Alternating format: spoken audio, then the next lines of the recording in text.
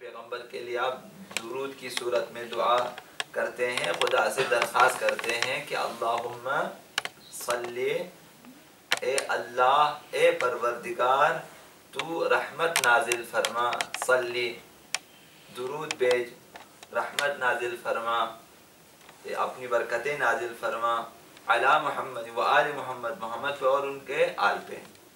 یہ دعا خداوند رد نہیں فرماتا، تو ان کے بیچ میں جو دعا ہوگی ہماری اسے بھی خداوند رد نہیں کرتا۔ خداوند فرماتا اول میں بھی درود ہے اسے بھی میں قبول کر لوں، آخر میں بھی درود ہے اسے بھی میں قبول کر لوں گا، اور بیچ میں جو ان کی دعائیں ہیں اسے میں رد نہیں کر سکتا۔ تو لہٰذا یہ اول و آخر میں درود پڑھنا جو ہے آداب دعا میں سے۔ چوتھا ادب یہ ہے کہ ائمہ معصومین کو واسطہ، ائمہ معصومین کا واسطہ دے کر اور شفیع بنا کر دعا کرنی چاہیے، کہ ڈائریکٹ دعا نہ کریں،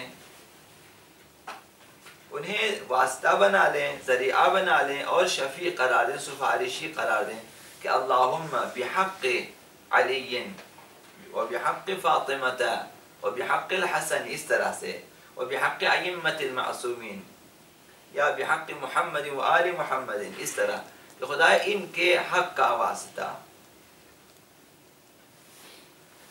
جب آپ ائمہ اطہار کو شفیع قرار دیں گے تو خداوند متعال اس دعا کی قبولیت کو لازم جانتا ہے، کہ جس دعا میں آپ پیغمبر و آل پیغمبر کو اپنا شفیع قرار دے، خداوند اس دعا کو لازماً قبول فرماتا ہے۔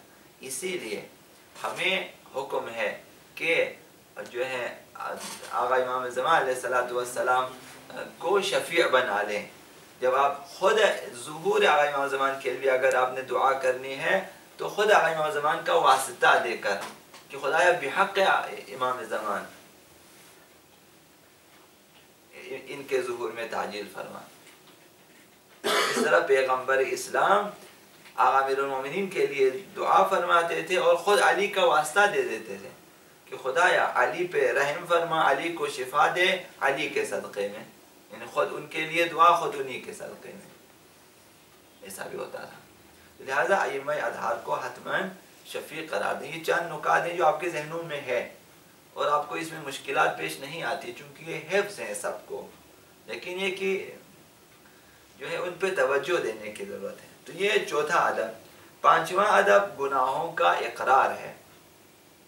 ثناء الہی کے بعد گناہوں کا اقرار اور پھر حاجت مانگے۔ یہ حضرت آقا امام صادق علیہ السلام نے فرمایا کہ خدایا میں مقصر ہوں، مجھ سے کوتاہیاں ہوئی ہیں، اپنی تقصیر کا اعلان کریں کہ مجھ سے کمی بیشی ہو گئی ہے، افراد و تفرید ہو گئی ہے، تو اپنے گناہ کا اقرار کریں۔ کسی بھی انسان کے سامنے اپنے گناہ کا اقرار کرنا جائز نہیں ہے، گناہ ہے، ایک اور گناہ ہے۔ ایک شخص جھوٹ بولتا ہے، پھر وہ آ کر جو ہے بڑی جرأت کے ساتھ کہتے میں نے جھوٹ بولا، گناہ بھی کیا، وہ بھی گناہ کبیرہ، اس گناہ کبیرہ کا اعلان بھی کیا، دوسروں کو بتا، یہ ایک اور گناہ ہے۔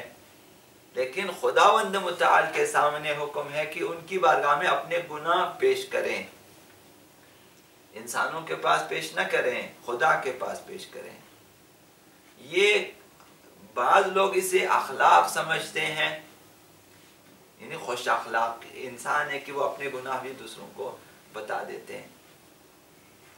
کوئی خوش اخلاقی نہیں ہے، یہ خداوند متعال نے گناہوں کو چھپانے کا حکم دیا ہے، اپنے گناہوں کو دوسروں سے چھپائیں، البتہ خدا سے نہ چھپائیں، خدا کو پہلے سے پتہ ہے۔ تو آپ بھی خدا کی بارگاہ میں خدا وہاں یہ گناہ، یہاں یہ گناہ، یہ سارے گناہ سے ہوئے ہیں، لہذا حمد و ثناء الہی کے بعد وہ اپنے گناہوں کا اقرار کریں۔ دعائے کمیل میں آقا امیر المومنین نے کس طرح گناہوں کو کے بارے میں بتایا ہے۔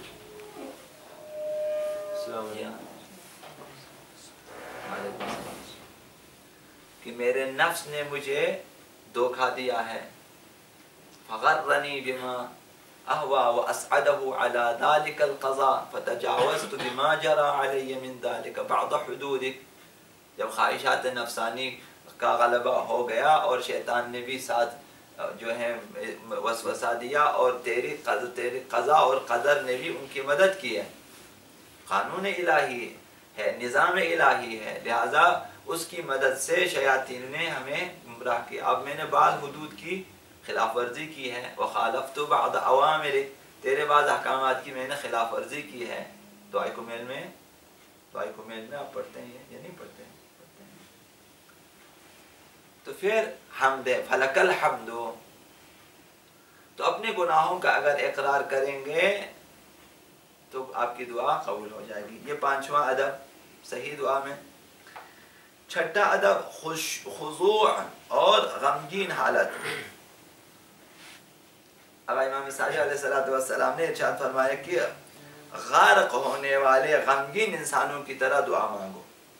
یہ حدیث قدسی میں ہے کہ ایک انسان غرق ہو رہا، کس قدر غمگین ہے وہ، غرق ہو رہا ہے، آخری سہارا ہے یہی کہ کسی کو پکارے، وہاں انسان خدا کو پکار لیتا ہے. تو یہ اس شخص کی طرح دعائے غریق، امام صادق دعائے غریق آخری زمانے میں پڑھ لیا کریں، وہ نجات پائے گا. تو اس طرح سے غمگین دکھی انسان جو ہے اور غمگین، غم بھی ہے، اسے دکھ ہے، دل ٹوٹا ہوا ہے، اور باادب خضوع و خشوع کی حالت میں، نہ تکبر کی حالت میں، بے توجہ کی حالت میں. تو خضوع و خشوع کا خیال رکھیں دعا میں، بالکل توجہ کے ساتھ اور فروتنی تواضع اور خضوع و خشوع کے ساتھ جو ہے دعا کریں. یہ چھٹا ادب. ساتواں ادب 2 رکعت نماز. یہ آداب دعا میں سے، اگر آپ دعا کرنا 2 رکعت نماز پڑھیں. 2 رکعت نماز حاجت کے بعد دعا قبول ہوتی ہے. یہ جو ہے حدیث سے امام صادق علیہ السلام میں ایک بات آئی ہے، اگر آپ کی کوئی ضروری دعا ہے، اولا انسان کو خود دعا کرنی چاہیے. التماس دعا بعد میں کریں، پہلے خود دعا کریں. بعض لوگ ایسے ہوتے ہیں، آپ ایسے نہ ہوں، بعض ایسے ہوتے ہیں خود دعا کرتے ہی نہیں ہیں، تو آپ پورے شہر میں ڈنڈورا پھرتے ہیں کہ میرے لیے دعا کریں، خود دعا نہیں کرتے. مجلس بھی ہوتی ہے کہ سب باقی آ جاؤ، مجلس پڑھنے والا بھی اور دعا کرنے والے وہ خود نہیں کریں گے، خود صرف کھانا پینے کا بندوبست کریں گے. ختم منجب رکھیں گے، وہ بھی دوسرے پڑھیں گے، خود نہیں پڑھیں گے. اور اس طرح ختم صلوات وہ بھی دوسرے پڑھیں گے، خود نہیں پڑھیں گے. اس طرح زیارت عاشورہ وہ بھی دوسرے آ کے پڑھیں گے، کھائیں گے، جائیں گے. یہ فلسفہ عجیب ہے. اولا خود دعا مانگے، اس کے بعد دوسروں کو اپنی مدد کے لیے. تو آپ 2 رکعت نماز پڑھیں، نماز حاجت فجر کی نماز کی طرح پڑھیں، اور اس کے بعد دعا کریں. باقی آداب کو بھی ذہن میں رکھیں. بسم اللہ کے سے شروع کریں، حمد الہی سے شروع کریں، گناہوں کا اقرار ہو، درود ہو، ائمہ اطہار کا واسطہ دے کے دعا کریں، اور 2 رکعت نماز. یہ 7ویں چیز. 8ویں چیز ہے کہ اپنی حاجت کو زیادہ نہ سمجھو. آسمانوں اور زمینوں کی مخلوقات کو خدا ان کی تمام حاجتیں دے دیں، پھر بھی اس کی ملکیت میں مچھر کے پر کے برابر بھی فرق نہیں پڑے گا. یہ کس نے فرمایا؟ یہ حدیث نبوی ہے. پیغمبر اسلام صلی اللہ علیہ وآلہ وسلم نے ارشاد فرمایا کہ اگر آسمانوں اور زمینوں کی مخلوقات کو خداوند ان کی تمام حاجتیں بھی دے دیں، کوئی حاجت نہ چھوڑے، پھر مچھر کے پر کے برابر بھی خدا کی خدائی میں، خدا کی سلطنت میں، حکومت میں فرق نہیں پڑتا.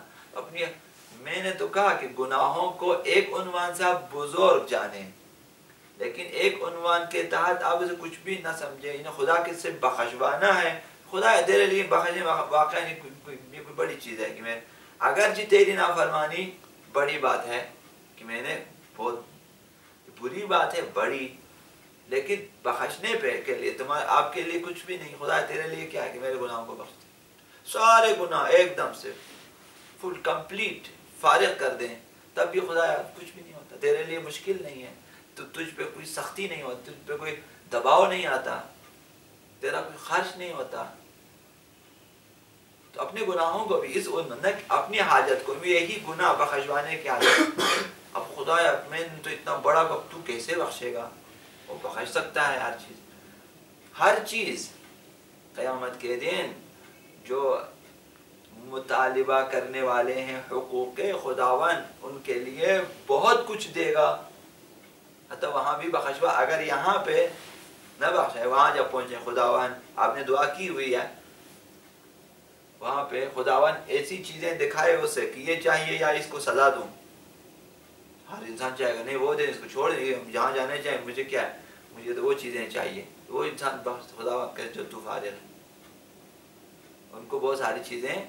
یہ دعا بھی جو ہے ہفتے کی دعاؤں میں سے ایک دن کی دعا میں یہ چیزیں موجود ہیں جس میں نے ان پہ ظلم کیا ہے فلاں کسی کی آبروریزی کی ہے کسی پہ میں نے مارا. یہ چیزیں یہ ہفتے کی دعائیں جو ہوتی ہے اس میں ایک میں یہ دعا موجود ہے کہ خدایا تو انہیں اپنی طرف سے کچھ دے دیں اور مجھے فارغ کر دیں.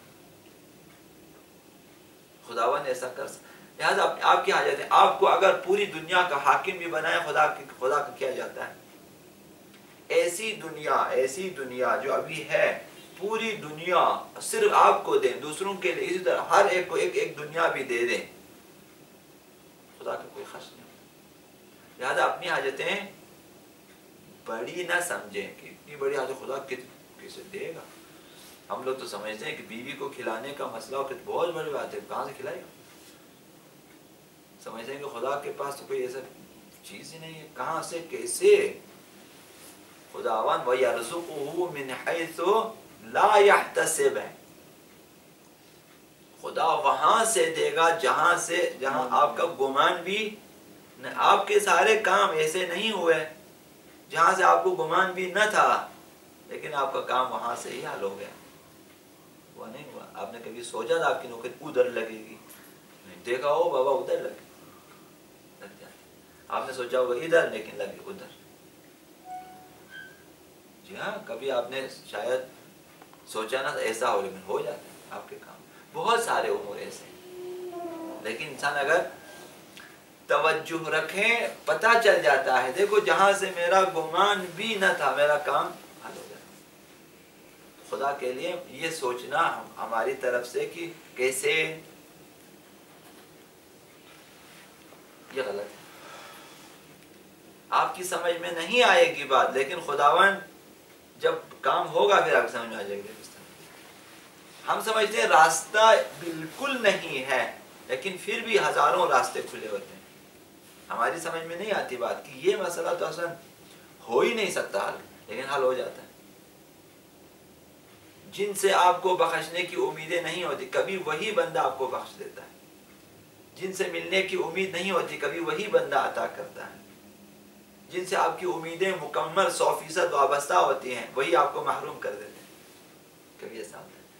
لہذا خدا کے ہاں ہزار وہ خود مسبب الاسباب ہے. سبب خود پیدا کرتا ہے. سبب خود پیدا کرتا ہے. فلمیں دیکھ لیتے ہیں ہم لوگ. اب دیکھا کہ ایک شخص جیل کے اندر ہے کوئی وسیلہ نہیں ہے. دیکھا کہ اس کے پاس ایک چوہا آ جاتا ہے چوہے کو پکڑ لیتا ہے. چوہے کو پکڑ لیتا ہے چوہے کو مار دیتا ہے.